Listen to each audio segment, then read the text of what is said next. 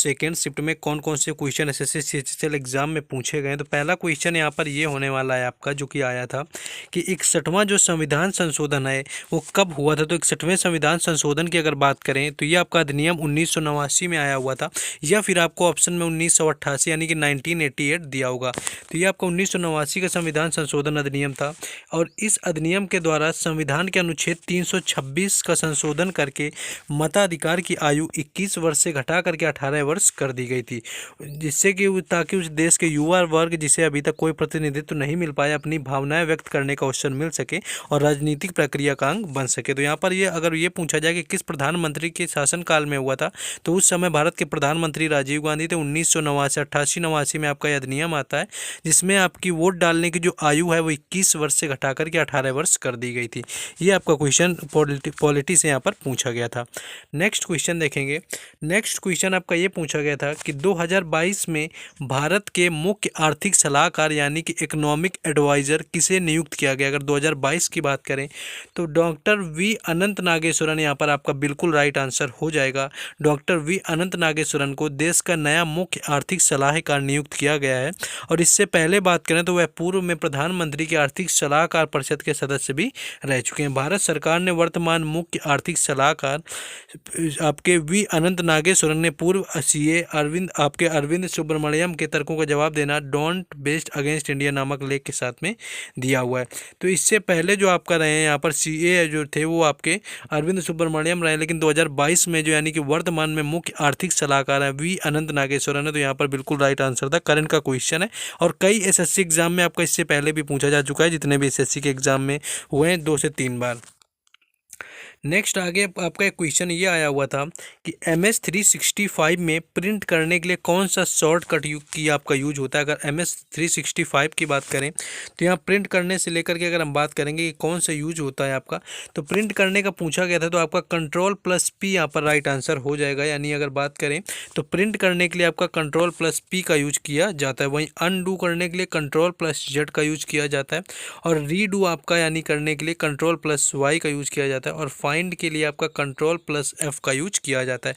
तो ये कुछ शॉर्ट की आपका यहाँ पर Ctrl+P यानी कि आपका प्रिंट करने का यहाँ पर पूछा गया था शॉर्टकट की, तो Ctrl+P यहाँ पर राइट आंसर था। तो ये सारे आपको याद रखने हैं, क्योंकि आगे आने वाले शिफ्टों में ये भी आपसे पूछे जा सकते हैं, क्योंकि शॉर्टकट की से मोस्टली क्वेश्चन आपके एसएससी सीजीएल के एग्जाम में यहाँ पर बन रहे हैं। नेक्स्ट देखेंगे हम लोग आगे क्वेश्चन। नेक्स्ट जो आगे आपका क्वेश्चन पूछा गया था, लेकिन उससे पहले जिन लोगों ने अभी तक वीडियो को लाइक और चैनल को सब्सक्राइब नहीं किया, तो सबसे पहले आपको वीडियो को लाइक करना है, चैनल को सब्सक्राइब करना है, जिससे कि आपको आने वाले हर वीडियो का नोटिफिकेशन मिले। इसके लिए आपको बेल आइकन को जरूर प्रेस कर लेना है। बाकी व्हाट्सएप ग्रुप और टेलीग्राम चैनल का लिंक डिस्क्रिप्शन में दे दिया गया, उससे आपको जुड़ जाना है, तो वहाँ पर बाकी सारे एग्जाम के आप वीडियो देख सकते हैं जो भी एनालिसिस हुए हैं। बाकी आपका सिर्फ सब्सक्राइब कर लेना है चैनल को, और वीडियो को लाइक जरूर कर देना है। और बाकी चलिए देखते हैं आगे क्वेश्चन में वापस आते हैं बिना टाइम वेस्ट किए। नेक्स्ट आपका एक ये क्वेश्चन था कि इनमें से क्या सेकेंडरी मेमोरी की विशेषता नहीं, यानी सेकेंडरी मेमोरी की बात करें तो यह एक स्थायी मेमोरी होती है, इसे कंप्यूटर का पार्ट नहीं माना जा सकता, क्योंकि इसे बाहर से आपका इंसर्ट किया जाता है। एक नॉन वोलेटाइल मेमोरी, अगर कंप्यूटर किसी कारण ऑफ हो जाता है तो आपका यहाँ पर सेकेंडरी मेमोरी का डाटा आपका कैंसिल नहीं होता, यानी ये आपके अलग से इंसर्ट करी जाती है।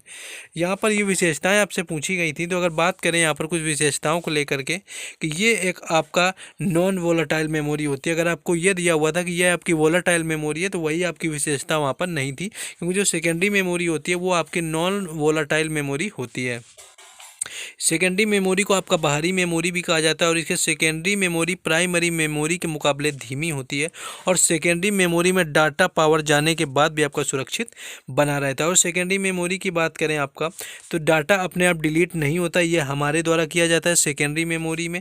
सेकेंडरी मेमोरी डायरेक्ट सीपीयू से संपर्क में नहीं होता है, और सेकेंडरी मेमोरी के डिवाइस हमारे द्वारा इंसर्ट किए जाते हैं। तो ये सारी विशेषताएं जो कि सेकेंडरी मेमोरी के, इनसे जो अलग आपकी शायद आपका दिया हुआ था कि यह एक तरह की वोलेटाइल मेमोरी है, तो वो यहाँ पर आपकी मेमोरी नहीं थी। नेक्स्ट क्वेश्चन ये पूछा गया था कि कोणार्क का जो सूर्य मंदिर यानी कोणार्क टेम्पल है वो भारत के किस राज्य में स्थित है। तो आपका ओडिशा यहाँ पर राइट आंसर हो जाएगा, यानी कोणार्क का जो सूर्य मंदिर है भारत के ओडिशा राज्य में जगन्नाथपुरी से 35 किलोमीटर दूर कोणार्क शहर में अवस्थित है, और इस मंदिर का निर्माण कलिंग वास्तुकला के अंतर्गत हुआ है। इस मंदिर का जो निर्माण है वो बलुआ पत्थर और ग्रेनाइट से हुआ था। कोणार्क 2 शब्दों के कोण और अर्क से मिलकर के आपका बना हुआ है। नेक्स्ट क्वेश्चन आगे बढ़ेंगे। नेक्स्ट क्वेश्चन ये पूछा गया था कि 400 T20 मैच किस प्लेयर ने खेले, यानी कौन सा ऐसा प्लेयर है जिसने कि 400 यानी 400 T20 मैच खेले हुए हैं। तो रोहित शर्मा इसका बिल्कुल राइट आंसर था। रोहित शर्मा ने आपका 400 T20 मैच खेले हुए हैं, जिसमें कि national, international, league, franchise T20 match आपके सारे शामिल हैं। रोहित शर्मा 400 या उससे अधिक T20 मैच खेलने वाले दुनिया के 9वें क्रिकेटर बने हैं, यानी कि इनका अभी हाल फिलहाल में इनका 400 T20 पूरे हुए हैं। तो करंट अफेयर का क्वेश्चन है, इसलिए आपको ऑप्शन में रोहित शर्मा जरूर दिया होगा।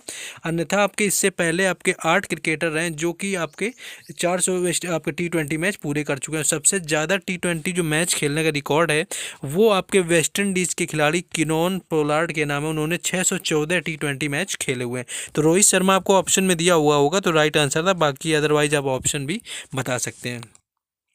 नेक्स्ट आपका क्वेश्चन यहाँ पर कथन से संबंधित आया हुआ था। ये आपका दिया हुआ था कि साक्षी मलिक आपके क्रिकेट से संबंधित है, इस तरह से कुछ आप ऑप्शन दिया हुआ था। दूसरा आपका सचिन ऊंटवाल करके कोई ऑप्शन था।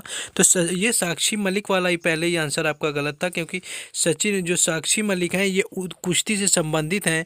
और साक्षी मलिक एक भारतीय पहलवान है जिन्होंने 2016 के ओलंपिक कुश्ती में कांस्य पदक जीता हुआ था। 2014 के राष्ट्रमंडल खेलों में भी साक्षी मलिक ने रजत पदक जीता हुआ है। तो यहाँ पर आपका जो इससे क्रिकेट से संबंधित नहीं है, तो ये आपका एक कथन वहाँ पर गलत था।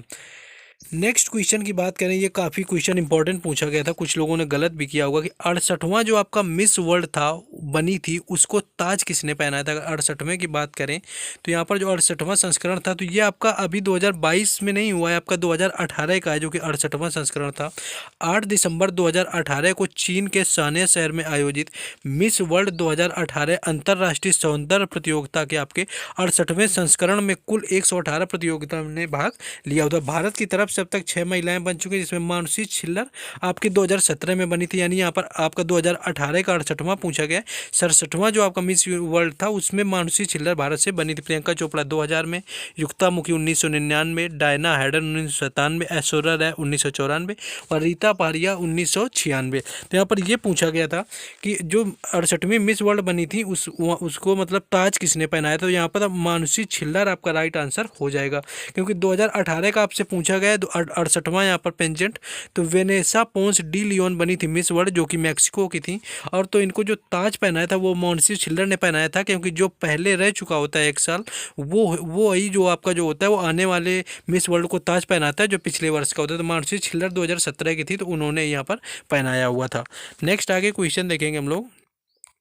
नेक्स्ट क्वेश्चन था कि बारादोली का सत्याग्रह कब हुआ था। तो बारादोली का अगर सत्याग्रह की बात करें कि ये आपका कब हुआ था, तो बारादोली का जो सत्याग्रह है भारतीय स्वाधीनता संग्राम के दौरान जून 1928 में गुजरात में हुआ था। यह एक प्रमुख किसान आंदोलन था जिसका नेतृत्व वल्लभ भाई पटेल ने किया हुआ था। तभी यहाँ पर बारादोली की महिलाओं ने सरदार वल्लभ भाई को सरदार की उपाधि दी हुई थी। 1928 में गुजरात में हुआ था और यहीं से बारादोली की महिलाओं ने वल्लभ भाई पटेल को सरदार की उपाधि भी दी हुई थी। तो ये क्वेश्चन यहाँ पर बारादोली सत्याग्रह से पूछा गया था। नेक्स्ट क्वेश्चन था कि डूरंड कप 2022 का विजेता कौन है। अगर डूरंड कप की बात करें कि विजेता कौन है, तो बेंगलुरु यहाँ पर राइट आंसर हो जाएगा, यानी बेंगलुरु एफसी ने पहली बार डूरंड कप जीतने में सफलता आपके प्राप्त की हुई है। खिताबी मैच के बाद कप्तान सुनील छेत्री ने ट्रॉफी उठाई थी, यानी कि जो बेंगलुरु एफसी के कप्तान है वो सुनील छेत्री हैं। और जो फाइनल मैच है वो मुंबई सिटी एफसी और बेंगलुरु एफसी के बीच में हुआ था, जिसमें कि मुंबई सिटी उप विजेता रही हुई थी। ये क्वेश्चन फर्स्ट शिफ्ट में पूछा गया था कि डूरंड कप 2022 का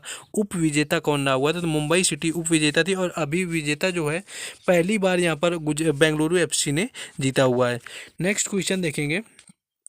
नेक्स्ट क्वेश्चन था कि G20 सम्मेलन की बैठक कहाँ पर होगी। अगर G20 की बात करें समिति की, तो जो 2023 में होनी है, ये 2023 में G20 की बैठक होगी और जिसका आपके आगामी 18वें नंबर की बैठक होगी, जो कि 2023 में प्रगति मैदान दिल्ली में होने वाली शिखर बैठक है।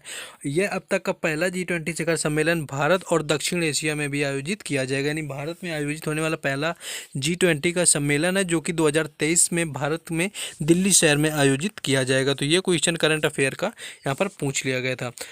नेक्स्ट क्वेश्चन एक ब्लीचिंग पाउडर को आया हुआ था, या तो ब्लीचिंग पाउडर का आपका रासायनिक सूत्र पूछा गया था, या फिर ये आया हुआ था कि इनमें से सबसे अधिक बॉइलिंग पॉइंट यानी कि सबसे अधिक क्वथनांक इनमें से किसका होता है, और उसमें ब्लीचिंग पाउडर दिया हुआ था, जो कि राइट आंसर था आपका।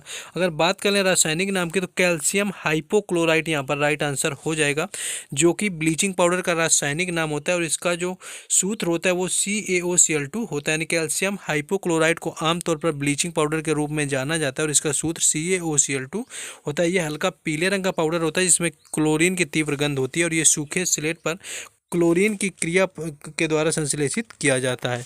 नेक्स्ट क्वेश्चन था यहाँ पर, भारतीय संविधान का आपका 74वां संविधान संशोधन अधिनियम पूछा गया था कि 74वां जो संशोधन था वो किससे संबंधित था। तो इसकी बात करें तो इस अधिनियम का जो आपका 74वां था, इस अधिनियम के तहत शहरी स्थानीय निकायों को संवैधानिक दर्जा प्राप्त किया गया था। नगरों में स्थानीय स्वशासन को मजबूत करने या उसे सक्रिय करने के लिए 1992 में संविधान का 74वां संविधान संशोधन संसद द्वारा पारित किया गया और एक कानून बनाया गया, जो 1 जून 1993 से लागू किया गया। तो ये नगर निगम से संबंधित आपका था। तो ये कुछ क्वेश्चन थे जो आज आपके 16 मार्च सेकेंड शिफ्ट में SSC CHSL के एग्जाम में पूछे गए। तो जिन लोगों ने अभी तक वीडियो को लाइक ना किया हो, लाइक कर दें। बाकी वीडियो को अगर अभी तक आपने लाइक नहीं किया तो लाइक कर देना। बाकी